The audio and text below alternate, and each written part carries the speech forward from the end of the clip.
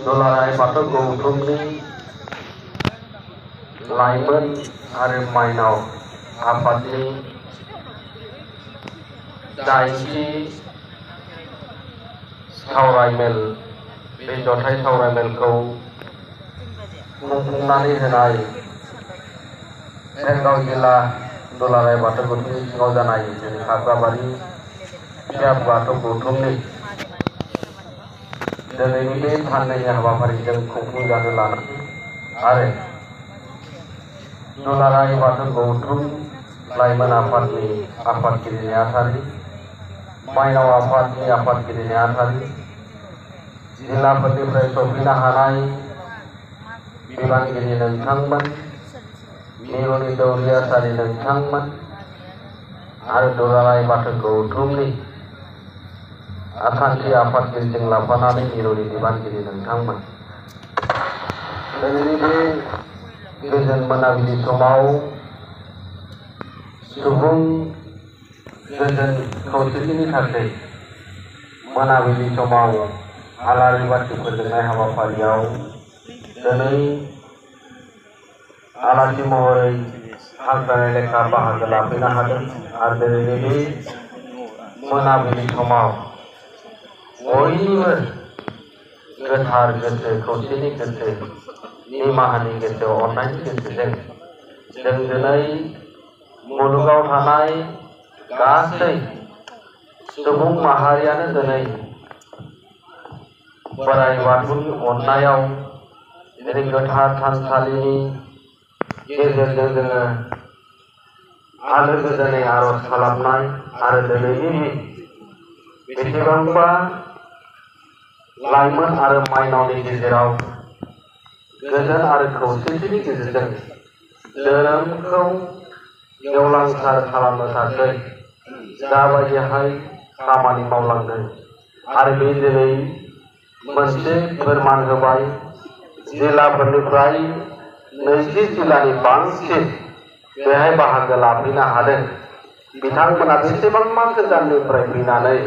दिनै दुलाराय बाथौ गौथुमनि माइनाव आरो लाइमोन आफादनि बे साननैनि हाबाफारियाव बाहागो लाफैनो हादों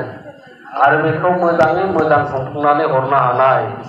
सेरगाव जिल्लानि सिङाव थानाय बे खाग्राबारि बिया बाथौ गौथुमनि दैदेननायाव रायदाव आफादनि जा बिबानगिरि नोंथांमोन दा जोबोरै मोजां फैनानै जों नुफैबाय जोबोरै मोजां दिनैनि बे हाबाफारिखौ साननैनि हाबाफारिखौ बिथांमोना खुंफुंनो थाखाय आखायाव लादों आरो दिनै जाफुंदों दा बेनिखायनो दुलाराय बाथौ गौथुमनि नाजानाय आरो दिनै बाथौ धोरोमनि जौगाहोनाय दिनै बाथौ दिनै मुलुगाव जोङो दुलाराय बाथौ गौथुमा ओरैबायदि खामानि मावलांनो थाखाय आखायाव लाबोदों दिनै मोनफा मोनफा बियो दावगाबोगासिनो दङ जों गोबाङा गोबां बाथ्राफोरखौ हयथ' बुंनो हागौ दा जोंनि धोरोमारि हिसाबै बाथौ धोरोमा दिनैनि समाव गोबां जौगानाय फैबाय जोङो दा बावैसोनि बे मास मोनसेनि गेजेराव गोबां दिनै नेसनेल लेभेलनि जायफोरा समाजारि बिथिङाव खामानि मावनाय बेफोरबायदि अर्गानाइजेसनफोरा गुवाहाटी बाथौगुरियाव फैनानै गोबां खौरां लाफैदों गमामायैनो बिथांमोननियाव मोनसे जाखांनाय फैदों गोदो जेरैबायदि दुलाराय बाथौ गौथुमनि खामानि मावनाय बा बाथौ धोरोमखौ फेहेरनाय फोसाबनाय फोगोमनायनि खामानि मावनायफोरा जेरैबायदि दिनैनि समाव दावगाबोदों बिथांमोननि बुंनाय बाथ्राफोरनिफ्राय जों मोनथिनो मोनदों जोंनि खामानि मावनाया लाइमोन माइनाव दौरि आसारि बा गामि आफादफोरखौ लाफानानै बियाब आफादफोरखौ लाफानानै जिल्ला आफादफोरखौ लाफानानै मिरु गौथुमनि जेरैबायदि धोरोम फोसावनायनि खामानि मावदों गमामायैनो दिनैनि समाव बे मोनसे मोजां फिथाइ थायदों होननानै जों साननो हायो होमबा जोंनि गेजेराव दिनै गमामायैनो बाथौ धोरोम फोसावनायाव जों मालाबाबो जोंनि बिबानगिरि बिथांमोना फावसायनानै थायाखै दिनै गमामायैनो दिनै लाइमोन आरो माइनावनि गेजेराव जेरैबायदि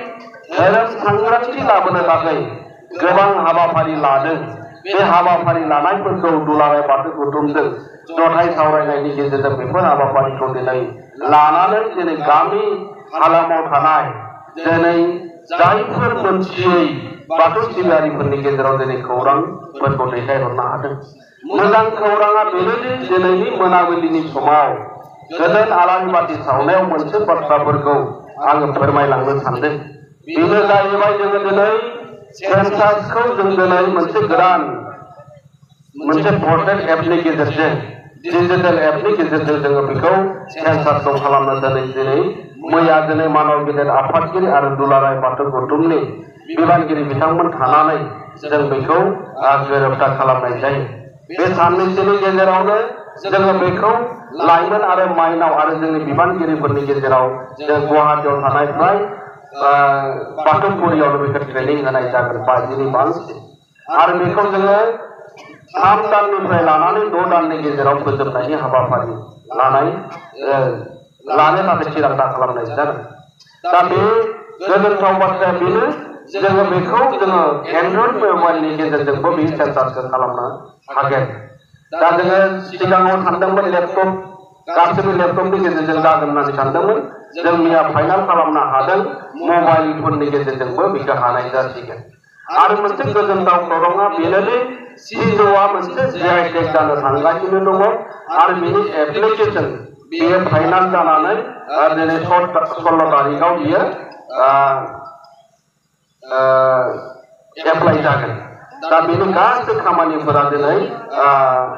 महाराष्ट्रआव सोलिगासिनो दङ आरो बियो जों मोननैसो खामानि मावनानै हरनांगौ 15 तारिखनि गेजेराव बेनिफ्रायनो बियो स्टार्ट बेनि खामानिया जागायजेनगोन।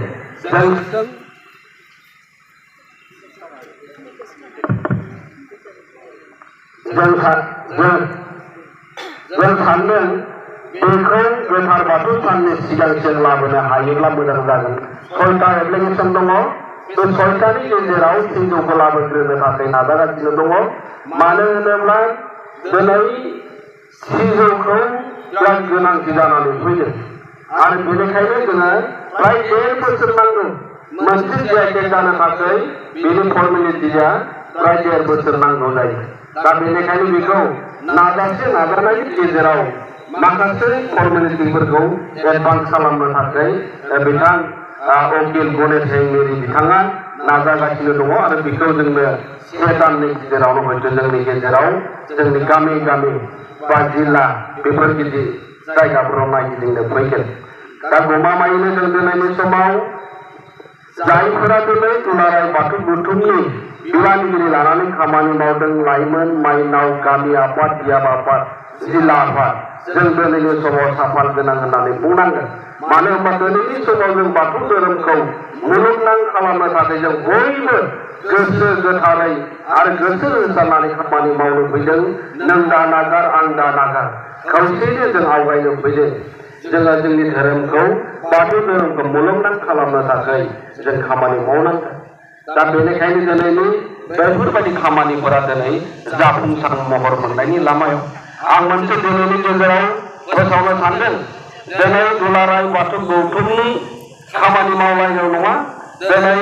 बिथांमोना 6 दाननि आगोलनिफ्रायनो मोनसे गणेश दैमारिनि मुङाव एवार्ड फोसावदों। बेखौबो दिनै आङो फोसावनानै गालांनो नागिरदों। मोनसे कर्मनि मोनसे एवार्ड गणेश दैमारिया सेलेक्सन जादों। फरायसा आफाद समनिफ्राय खामानि मावनानै दिनै दुलाराय बाथौ गौथुमनि गेजेरावबो खामानि मावनाय आरो बेखौ दिनै फाइनाल जाबाय। जों 16 तारिखआव दिल्लीयाव थांगोन आरो 17 तारिखआव दिल्लीयाव बे एवार्डखौ होनाय जागोन। कर्मयोगी एवार्ड माय होम ट्रास्टनि गेजेरजों आरो बिथांमोननि ट्रास्टनि गेजेरजों मोनसे मोजां एवार्डखौ होनाय जादों। बिथांमोना आगोलावनो नर्थ इस्ट बा आसामावबो होखांबाय। जादब पायें बिथांमोना होदोंमोन आरो बिरुबाला राभा आरो बेनिफ्राय मेरिकम बिथांमोननो होदों आरो दा नर्थ इस्टआव सासे जनजाति गायकनि थाखाय 23 तारिखआव होगोन आरो बे टीमानो दिनै गणेश दैमारिनि मुंखौ सिलेक्सन खालामदों आरो बेनि गासै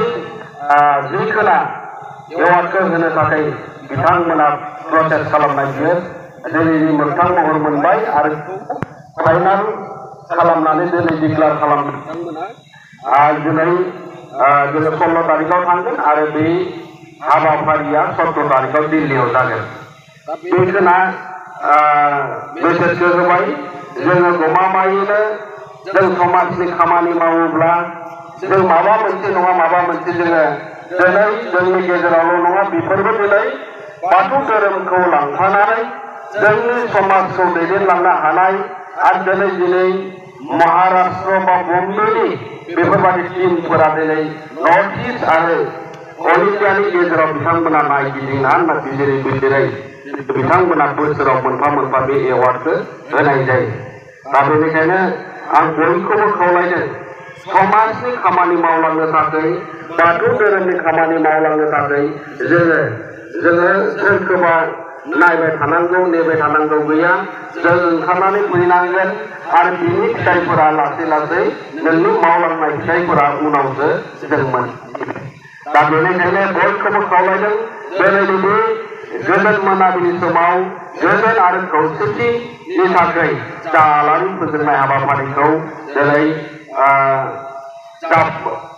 जाफुंसारहोनो थाखाय बा दिनै आलारि बाथिखौ फोजोंनो थाखाय आवगायबाय आरो आंनि बे मोनाबिलि समाव बयनिसिमबो बोराइ बाथौनि सेराव आरज गाबनानै जाहाथे जोंनि देहा सोलेर गासैखौ मोजाङै लाखिथों आं बेखौ बोराइ बाथौनि सेराव आरज गाबबाय आं बयखौबो गावबा गाव हाबाफारिफोरखौ सिमाङै दिनै आलारि बाथि फोजोंनाय हाबाफारियाव बाहागो लाफैनो थाखाय खावलायबाय आरो दिनै आलारि बाथिखौ सावजेननो थाखाय आवगायबाय गोजोन्थों दहाय आफाफोर रोजा रोजा साबायखर थाबाय मानायबाय बिथांनिसिम बयबो खनसे स्लगान होगोन जय आफा बोराइ बाथौ बाथौ धोरोम गोसारथों बाथौ धोरोम गोसारथों जय आफा बोराइ बाथौ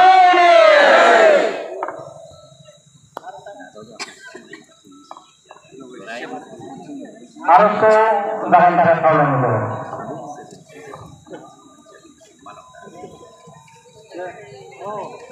itu masalah Indonesia.